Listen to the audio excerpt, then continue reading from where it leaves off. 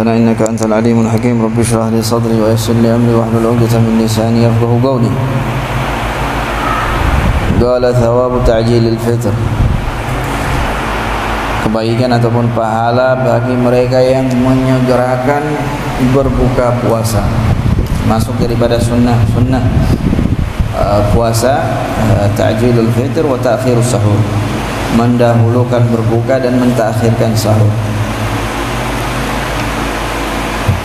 Qala Rasul sallallahu alaihi wasallam, la yazalu an-nasu bi khairin ma ajjalul fitra. Riwayat Imam Bukhari Muslim. Nabi sallallahu alaihi wasallam bersabda, la yazalu an-nasu bi khairin. Umat Islam atau muslimin ataupun manusia itu atau seseorang itu masih senantiasa berada dalam kebaikan ma'ajjalul fitra, selama mereka atau dia menyegerakan berbuka puasa. Maknanya menyegerakan berbuka puasa pada saat masuk waktu maghrib atau waktu berbuka, disegerakan untuk membatalkan puasanya.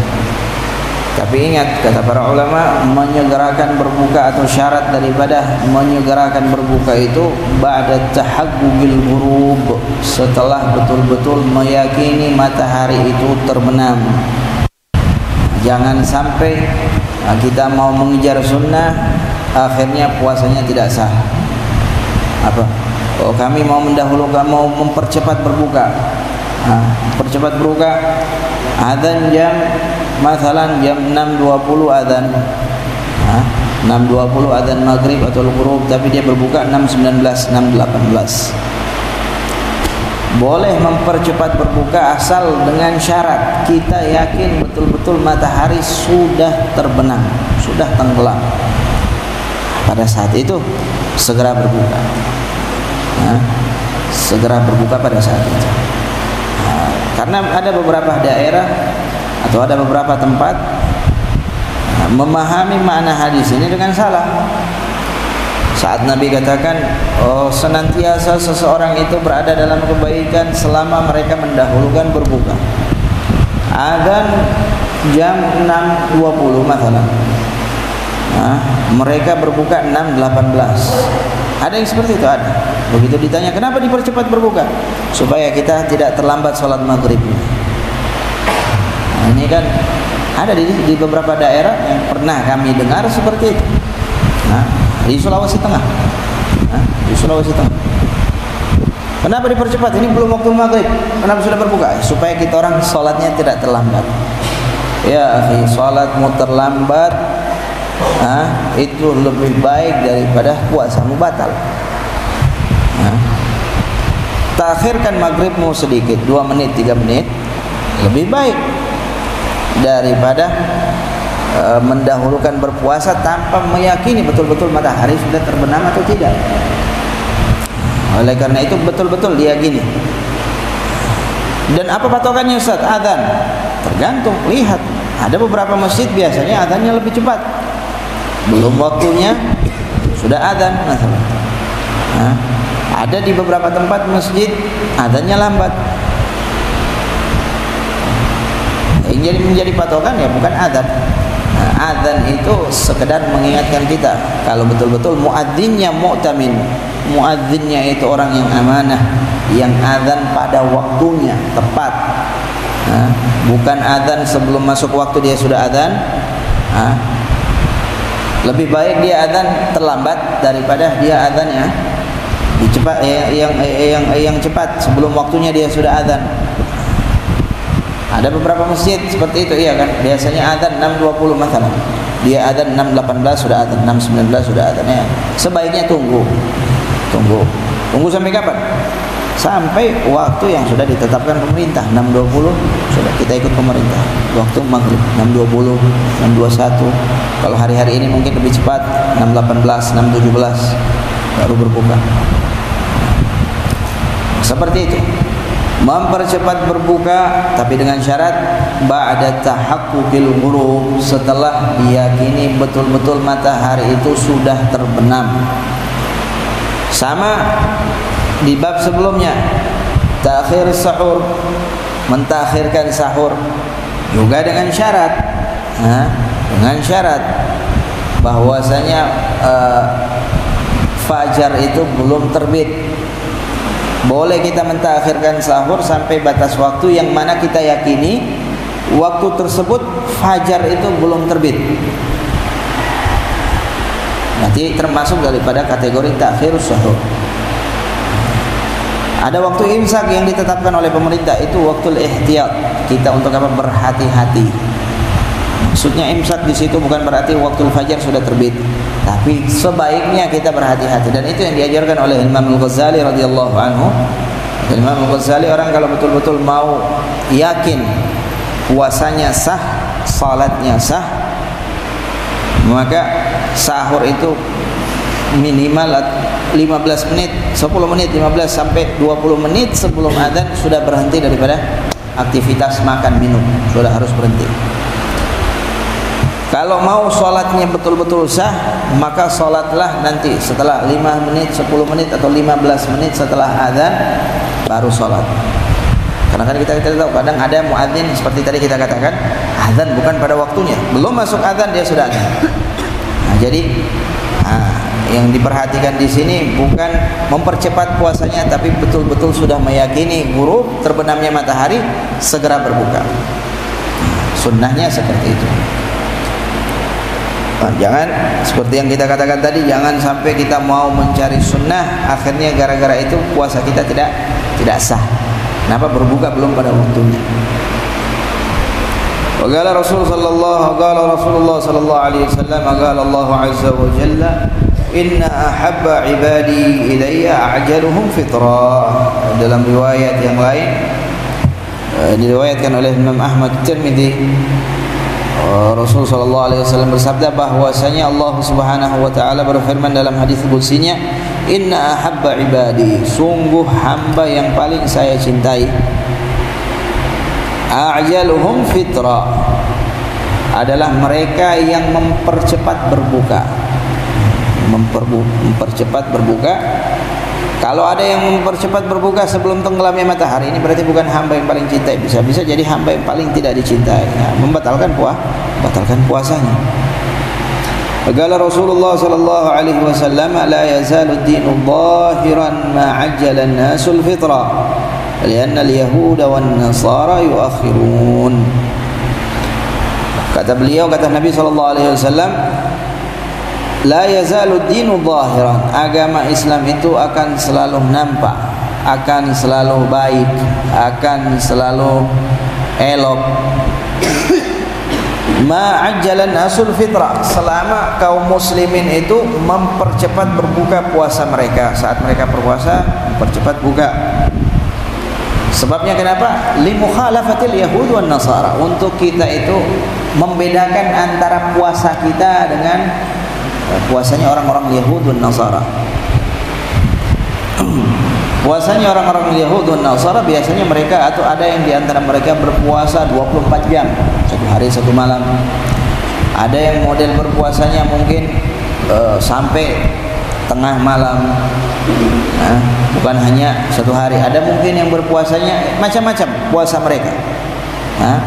Puasa mereka macam-macam. Adanya syariat seperti itu untuk apa? Untuk membedakan antara cara puasa kita dengan puasa mereka. Ada yang membedakan, dan Nabi SAW selalu suka melakukan hal yang tidak sama, yang berbeda dengan apa yang dilakukan oleh al-Yahud wan Nasara. Itu Nabi suka, dan dianjurkan seperti itu. Di antaranya kita kalau dalam makan, kalau bisa bukan, ada orang yang kalau makan banyak bicaranya, lagi makan banyak bicaranya. Nah, ini dikatakan itu seperti cara makannya orang-orang yang al-Yahud. Mereka kalau makan banyak bicaranya. Ada orang kalau makan diam saja, tidak mau bicara sama sekali, diam, fokus saja dengan makanannya, betul-betul fokus dengan makanannya, takut ada teman yang mau ambil atau apa, lambat. diam, tidak ada bicaranya sama sekali. Nah, itu kebiasaannya katanya dikatakan seperti kebiasaan orang-orang Nasara. Makanya dianjurkan yang di tengah-tengah. Jangan juga diam, jangan juga terlalu banyak bicara lagi makan. Akhirnya nanti tatigo ya. Selak tengah-tengah. Makanya di antara kebiasaan guru-guru kita, orang-orang saleh kita, kalau mereka makan bersama orang-orang yang tidak mereka kenal, mereka mulai dengan perkenalan dulu. Nah, dan itu yang diajarkan di sana, di Hadramaut sana. Biasanya kita orang kalau makan lagi ada acara, makan bersama, satu sama lain mungkin tidak akan saling kenal. Sebelum makan mulai dengan perkenalan dulu. Nah, perkenalan, namanya siapa, dari mana, namanya siapa, perkenalan. Sudah selesai, baru mulai makan. Dan mendahulukan yang besar kalau makan. Nah, biarkan yang besar. Ada adab-adabnya yang diajarkan oleh Nabi SAW. Ada adab-adab dalam setiap hal yang kita kerjakan dalam keseharian kita 24 jam. Itu ada adab yang sudah disampaikan oleh baginda Nabi SAW. Dari kita mau tidur, kita bangun tidur, di malam hari, sholat malam, waktu makan, masuk kamar mandi, keluar kamar mandi, selesai mau makan, habis makan. Nah, itu semua ada adab-adab. Mau masuk masjid, keluar masjid, masuk rumah, keluar rumah. Ada adab-adab yang harus kita jaga.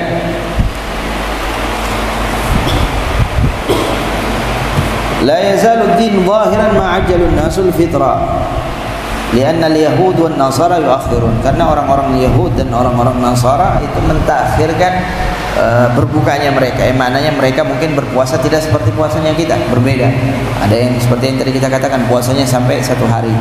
Dan dalam syariat kita puasa itu harus kita pisah. Antara hari ini dengan hari kemarin itu harus kita pisah. Tidak boleh disambung tanpa makan di malam hari, atau yang biasa disebut dengan al-wisal, puasa yang bersambung dari hari pertama sampai hari kedua, seterusnya dia tidak makan. 2 hari tidak makan, 3 hari tidak makan, tidak boleh, haram. Harus dipisah. Dipisah dengan apa ya? Dengan berbuka. Sunnahnya kapan? Dipercepat. Di awal maghrib sunnah. Kalau ada yang tidak mau berbuka di awal maghrib, Ustaz, tidak apa-apa. Dia berbukanya kapan? Nanti jam 10 malam. Tidak masalah, yang penting makan. Yang penting puasanya dibatalkan, walaupun cuma dengan air ataupun 1 biji kurma. Oh, tapi dia tidak mau berbuka, Ustaz, kecuali nanti pas sahur. Dia berbuka puasa yang hari kemarin sekaligus sahur untuk hari ini. Bagaimana? Tidak apa-apa, tidak masalah. Yang penting berbuka. Yang penting puasa yang kemarin tidak bersama puasa yang hari ini tanpa ada makan ataupun minum. Itu harus, tidak boleh kita wisal, walaupun cuma dengan seteguk air, 1 biji kurma boleh. Kalau ada orang yang mau mujahadah masalah, oh saya tidak mau makan kecuali 1 hari 1 kali saja. Kapan? Waktu sahur. Sah puasanya, sah. Tidak masalah. Yang penting sahur ataupun dia berbuka dia sudah makan. Oh, ada orang yang makannya kapan? Waktu berbuka saja. Sudah niat untuk berbuka sekaligus untuk sahur besok punya. Silakan. Yang penting seperti yang kita katakan tadi, hari pertama dengan hari kedua itu tidak bersambung puasanya. Maknanya full, malamnya juga dia puasa. Tidak boleh. Para sahabat ditegur oleh Nabi SAW. Jangan, kata Rasulullah, kalian makan minum di malam hari. Sahabat bertanya, ya Rasulullah, tapi kami tidak melihat engkau makan minum. Engkau melanjutkan puasamu yang kemarin dengan hari ini, engkau lanjutkan. Kami tidak melihat engkau makan minum. Nah, kata Nabi SAW, lastu kahayatikum. Saya ini bukan seperti kalian, kata Rasulullah. Innama at'amani Rabbi wa yasqini. Yang memberikan saya makan, saya minum ada Tuhanku. Nah, spesial. Jangan kamu orang tanya saya kenapa begini, kenapa begitu. Apa yang saya perintahkan kerjakan. Nah, ini daripada hal-hal yang berkaitan dengan al-fitr, dengan berbuka. Qala thawabu man fattara sha'iman. Kemudian masuk pada pembahasan pahala memberikan makan bagi orang yang berbuka puasa. Qala Rasulullah sallallahu alaihi wasallam, man fattara sha'iman ala ta'amin wa syarabin min halalin sallat alaihi al-malaikatu fi sa'ati syahri Ramadan wa shalla alaihi Jibril lailatul qadr. Dalam riwayat, barang siapa yang memberikan makan untuk berbuka, ingat, makan untuk berbuka, sha'iman, orang yang berpuasa, apa yang dia berikan? Ala ta'amin wa syarabin, entah itu makanan atau minuman, min halalin, dari makanan dan minuman yang halal. Sallat alaihi al-malaikatu fi sa'ati syahri Ramadan, maka para malaikat akan bersalawat padanya di waktu-waktu di bulan Ramadan. Dan kita tahu salawat dari para malaikat untuk hamba-hambanya adalah, untuk hamba-hambanya Allah Subhanahu wa taala adalah istighfar. Maknanya mereka senantiasa meminta sama Allah pengampunan untuk siapa? Untuk orang-orang yang mau memberikan makan berbuka, atau yang mau memberikan buka puasa untuk orang yang sedang berpuasa. Nah, itu pahalanya besar. Nah, dan sudah pernah kita jelaskan sedikit di waktu Rawha bagaimana pahala memberikan buka puasa bagi orang yang sedang berbuka. Itu pahalanya besar. Memberikan makan bagi mereka pahalanya besar. Tapi memberikan buka puasa yang dia gunakan untuk membatalkan puasanya, itu pahalanya lebih besar. Nah, pahalanya lebih besar lagi. Wa shalla alaihi Jibril lailatul qadr, dan Sayyidina Jibril akan mendoakannya kapan? Lailatul qadr, pada malam Lailatul Qadr. Akan didoakan sama Sayyidina Jibril alaihi salam. Nah, ini maknanya kalau orang sudah didoakan sama Sayyidina Jibril Lailatul Qadr, insyaallah dapat dapat kebaikan di malam Lailatul Qadar. Kalau sudah dapat kebaikan atau beribadah di malam Lailatul Qadar, dapat kebaikan ibadah di malam Lailatul Qadar, maka khair min alfi syahr, kata Allah, lebih baik daripada 1000 bulan. Ibadah 1000 bulan itu tidak apa-apanya, tidak ada apa-apanya kalau mau dibandingkan dengan ibadah seseorang di malam Lailatul Qadar. Qala Rasul sallallahu alaihi wasallam, man fatara sha'iman kana lahu mithlu ajrihi min ghairi an yanqusa min ajrihi syai'un. Juga dalam hadis ini Nabi katakan, barang siapa yang memberikan makan kepada orang yang berpuasa, maka dia akan mendapatkan pahala seperti pahala orang yang berpuasa tersebut dan tidak berkurang pahalanya. Nah, sudah seperti yang kita jelaskan, kita kalau berpuasa kadang-kadang pahala puasa kita itu banyak kurangnya. Belum bohongnya kita, belum berkata kotornya kita, belum kurang ajarnya kita masalah.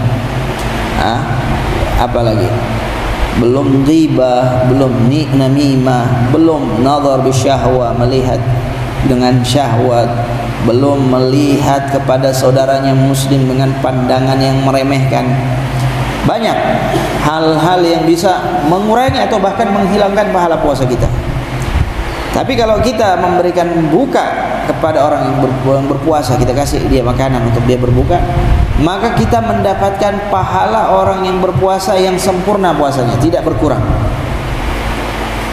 Makanya kalau sudah tahu puasa kita ini tidak bagus, puasa kita ini banyak kurangnya mungkin, jangan juga jadi orang yang bodoh, maka ditutupi sedikit-sedikit kesalahan kita itu dengan apa? Kedermawanan. Kasih mereka untuk berbuka. Dalam riwayat, dalam syair dikatakan apa? Tasattar bis sakha'i kulla aibin. Tasattar bis sakha'i kulla aibin. Apa lanjutannya? Magila sakhau. Tasattar bis sakha'i kulla aibin. Dalam syair itu dikatakan, tutuplah segala kekurangan kalian dengan apa? Dengan sakha, dengan kedermawanan. Karena orang yang dermawan walaupun dia banyak kesalahan, pasti akan dikatakan dia seorang yang dermawan. Maknanya apa? Kita ini kalau banyak kesalahan, lihat orang-orang yang kita lihat agamanya mungkin tidak baik, atau mungkin dia ada orang yang bejat, yang nakal, tapi dia orang yang dermawan. Orang pasti suka tidak sama dia. Yang orang tahu, oh dia orang yang dermawan. Yang kejelekannya pasti tertutupi dengan dengan kedermawanannya dia. Nah, begitu juga aib kita, kekurangan kita. Entah itu kekurangan dalam di pandangan manusia ataupun kekurangan bahkan dalam kebaikan kita, dalam akhirat kita banyak kurangnya. Itu semua bisa kita tambah dengan kedermawanan. Khususnya di bulan Ramadan. Bulan Ramadan bulan bagi kita untuk latihan untuk memperbanyak kedermawanan di bulan Ramadan, untuk saling bantu satu sama lain di bulan Ramadan. Dan pahalanya tidak main-main. Orang kalau kasih buka puasa, Nabi tadi mendapatkan pahala yang tidak kurang, pahala orang yang berpuasa yang sempurna.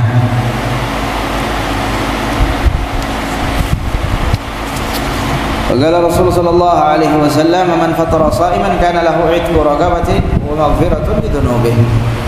Juga dalam hadis Nabi katakan, barang siapa yang memberikan buka puasa bagi orang yang sedang berpuasa, maka apa yang dia berikan itu menjadi penyebab untuk apa? 'Itqu raqabatihi, dimerdekakannya dirinya oleh Allah dari api neraka, wa maghfiratun li dhunubihi, dan juga menjadi penyebab sebagai ampunan atau untuk dia mendapatkan ampunan daripada Allah Subhanahu wa taala akan segala dosa-dosanya.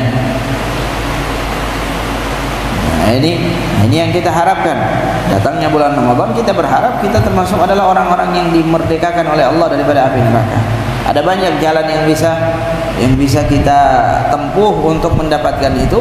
Salah satunya ini yang diajarkan oleh Nabi SAW, suka memberi makan kepada orang yang berpuasa. Qala Rasulullah sallallahu alaihi wasallam, "Man ashba'a sha'iman kana lahu maghfiratun min dhunubihi wa saqahu Allah min hawdi syarbatan la yadma'u hatta yadkhul al-jannah." Dalam riwayat yang lain, barang siapa yang mengenyangkan, bukan hanya memberikan makan tapi mengenyangkan siapa orang yang berpuasa, maka akan menjadi penyebab daripada diampuni dosa-dosanya, dan akan Allah berikan kepadanya minum dari telagaku, yang mana kata Rasulullah, kalau dia sudah minum satu teguk dari telaganya Rasul sallallahu alaihi wasallam, la yadma'u hatta yadkhulal jannah, maka tidak akan merasakan haus sampai dia masuk ke dalam surga. La yadma'u abada, dalam riwayat tidak akan haus selama-lamanya, tidak akan haus. Orang kalau sudah sebelum masuk surga, dalam riwayat setelah melewati sirat, setelah seorang lewat siratul mustaqim, maka akan berjumpa dengan telaganya Nabi SAW, Al-Kautsar. Ada orang-orang yang di dalam riwayat telaga yang begitu luas, begitu besar. Gelas-gelas yang sudah dipersiapkan oleh Allah yang berada di pinggir-pinggir telaga tersebut sebanyak jumlah bintang-bintang yang ada di langit, dalam riwayat begitu banyak. Ada orang-orang yang minum dari gelas-gelas tersebut. Ada orang yang minum dari tangannya para sahabat, tangannya Sayyidina Ali. Kalau dari perempuan ada yang minum dari tangannya Sayyidah Fatimah, dari tangannya Sayyidatina Khadijah.